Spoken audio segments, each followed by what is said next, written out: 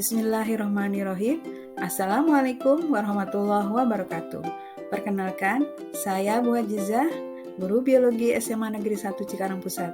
Pada kesempatan kali ini, saya akan memaparkan hasil pemecahan masalah pembelajaran siswa saya pada mata pelajaran biologi di kelas 12 MIPA 2 tahun pelajaran 2022-2023. Saya akan memulai pemecahan masalah pada video ini dari deskripsi permasalahan yang saya hadapi. Permasalahan yang coba saya pecahkan pada video ini adalah tentang kurangnya interaksi antar siswa secara aktif dan positif dalam pembelajaran di kelas 12 MIPA 2. Saya melihat kemampuan berinteraksi dengan orang lain itu sangat penting karena keterampilan berinteraksi dengan orang lain ini atau keterampilan berelasi merupakan salah satu keterampilan sosial emosional yang sangat penting untuk dimiliki oleh peserta didik sebagai bekal bagi kesuksesan hidupnya di masa yang akan datang. Pertanyaan selanjutnya, apakah akar permasalahan dari kurangnya interaksi antar peserta didik ini?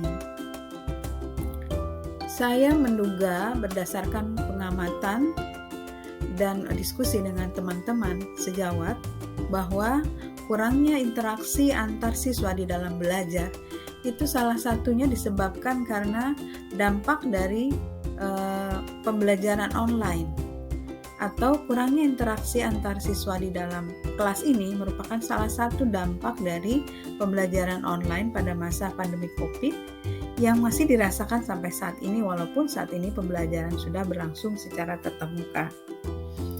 Kemudian yang kedua, sebagian besar siswa duduk dengan teman yang sama setiap harinya dan pada posisi tempat duduk yang sama. Hal ini tentu saja akan membuat mereka berinteraksi pada lingkungan yang sempit, pada teman yang itu-itu saja. Kemudian yang ketiga, pada saat pembentukan kelompok, siswa lebih suka memilih sendiri teman sekelompoknya. Ini menunjukkan bahwa mereka belum membuka diri terhadap orang lain yang belum terlalu dikenalnya. Kemudian yang keempat, siswa menunjukkan rasa tidak suka jika guru yang menentukan anggota kelompok dengan alasan lebih mudah berkomunikasi, berkoordinasi, dan bekerja sama jika teman-teman sekelompoknya mereka sendiri yang pilih. Nah, kondisi-kondisi ini merupakan akar permasalahan dari kurangnya interaksi siswa di dalam belajar.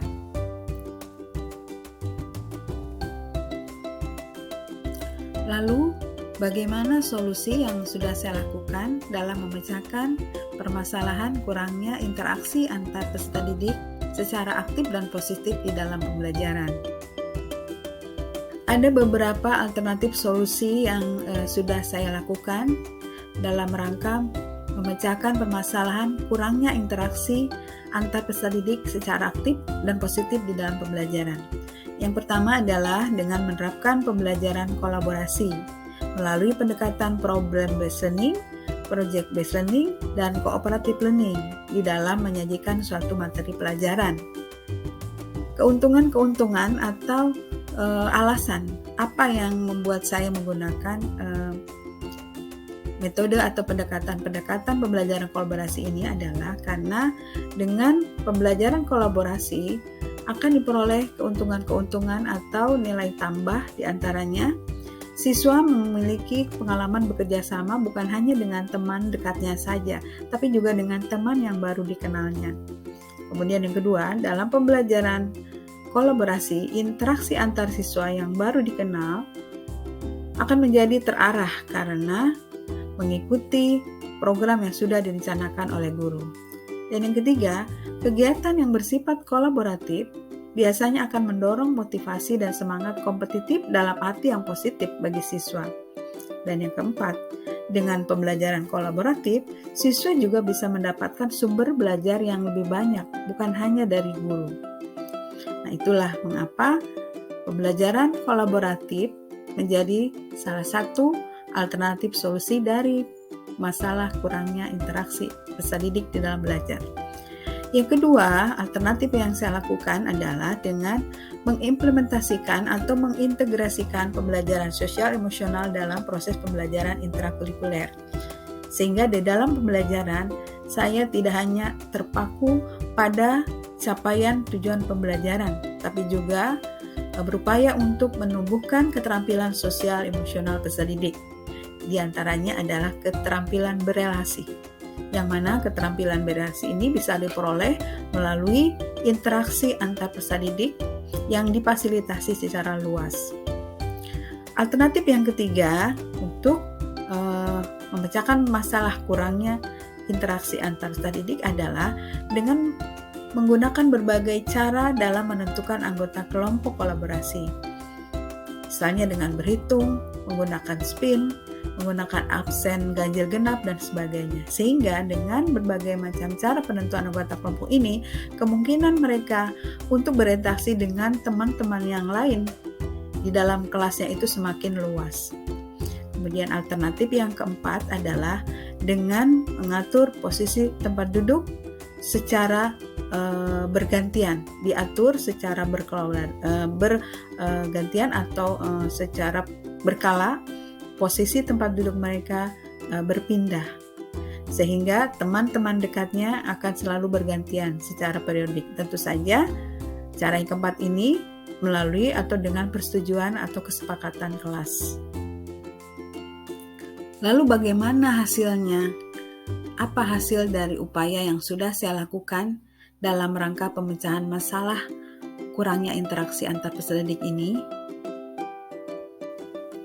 Berdasarkan pemantauan saya, sehari-hari saya sudah mulai bisa melihat siswa mulai terbiasa bekerja sama dengan teman yang berbeda-beda untuk setiap kegiatan pembelajaran yang berbeda. Ini menunjukkan bahwa mereka sudah mulai membuka diri dan mau berinteraksi secara lebih luas. Kemudian yang kedua, siswa tidak pilih-pilih teman lagi. Hal ini menunjukkan pengendalian diri dan kesadaran sosialnya sudah tumbuh. Ini merupakan dampak dari pembelajaran sosial emosional yang saya integrasikan di dalam pembelajaran intrakurikuler. Yang ketiga, secara bertahap jumlah siswa yang pasif atau yang tidak mau aktif terlibat dalam pembelajaran berkurang. Karena pembelajaran kolaboratif yang disajikan mau tidak mau memaksa siswa yang pasif ini untuk berinteraksi. Dan pada akhirnya dengan kesadaran mereka berinteraksi secara sadar dengan teman-teman yang lain, sehingga bisa saya katakan bahwa hampir semua siswa terlibat dalam pembelajaran secara aktif.